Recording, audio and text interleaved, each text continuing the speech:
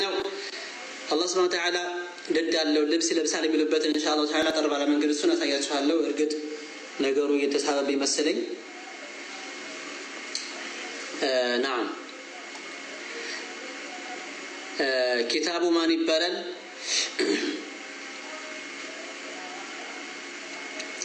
كتاب إبطال التأويلات ይባላል። إبطال التأويلات لأخبار الصفات ይባላል። የአቢ ያዕላ ኪታብ ነው። በሚገርም ሁኔታ በጣም ብዙ አይነት ቅዠትና ውሸትን ያከማቸ ኪታብ ስለሆነ ልብ እንድትሉና ሁሉን ነገር እንታስቡት ኢንሻአላህ አስታውሳችኋለሁ። ልብ አድርጉ ዒባደላህ። ገጹን እያያችሁ እዚህ ቦታ ላይ ውሸት የሆነ የተበላሸ ሰነዱ የተቀጣጠለ የሆነ የተደስ የገባበት የሆነ ቀጣጥለው እዚህ ጋር ምናምን ተናገሩ። የضحኩላሁ አላህ ይስቃላልና ሐታ በደት ለሐዋቱ ወአድራሱ ላንቃውና ደዱ ግልጽ እስከሚሆን ድረስ አላህ ይስቃል አሉ። የህያ ኢብኑ መዒን እዚህ ጋር ያይዘው ለሐዋትና አድራስ ነው በሚልም ተዘግቧል ብለው እዚህ ጋር ያወራሉ። ተመልከቱ። አላህን ደዳለው አላህን ላንቃለው ብለው ይናገራሉ። ከዚህ የበለጠ ጥመት ምን አለ ነው ዒባደላህ? ምን አለ?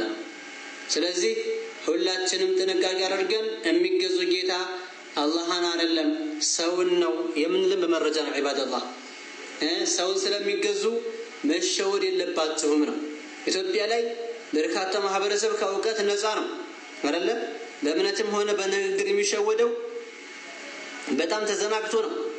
ስለዚህ የነኚህ ሰዎች አቂዳ እምነታቸው የተበላሸ ስለሆነ ልብ እንድንል ኢንሻአላህ አስታውሳችኋለሁ። አሁን ላይ ደግሞ 473ኛው ገጽ ላይ ልብስ ይለብሳል የሚሉበት ኢንሻአላህ እናያለን። نعم የነ ኢብኑ ሙነወር እምነት ማለት ነው። እሱ ምናልባት አላምንበትም ብሎ ሊሞግት ይችላል። ያው ተከታዮቻቸው ናቸው ይሄን ያዘጋጁት ወይ ደግሞ መሪዎቻቸው ናቸው። ይለያያሉ ብዙ ስለሆኑ ያው ሁሉም ወሃቢያ ናቸው። አንዱ ስላለው አንዱ ስላላለው አይደለም። ዋናው እምነታቸው ግን አይሁድ ስለሆኑ እንድንረዳ ያክል ነው የሚፈለግ ማለት ነው ኢንሻአላህ ተባረከ ወተዓላ። نعم ስለዚህ ዒባደላህ ልብ እንድትሉና ነገሮችን እንድታስቧቸው ከወዲሁ በጥንቃቄ እናስታውሳችኋለን። ማንም ሰው ላይ በሰው ላይ ዋሽታ አይቀርም። ወልቂያማ ሙአኸዝ አለበት። እኛ የምንነጋገር ዛሬም በመረጃ ኪታባቸውን ይዘን ስለሆነ ያው እዚህ ቦታ ላይ ኢንሻአላህ እያንዳንዱ የተገለጸው ነገር ሁሉ እነሱ ያምኑበታል። ትክክለኛ ፍቺ ምንድነው? ዑለማ ምን አለ ሉጋው ምንድነው የሚያስኪድ አይሉም። እንደመጡ ይግርድም ይሉበታል። ያው ሰው ወደ ማምለክ ነው ይገፋፋቸው አሉ። ይሄው ስለሆነ ማለት ነው 70 ደርሰናል። መርሐባ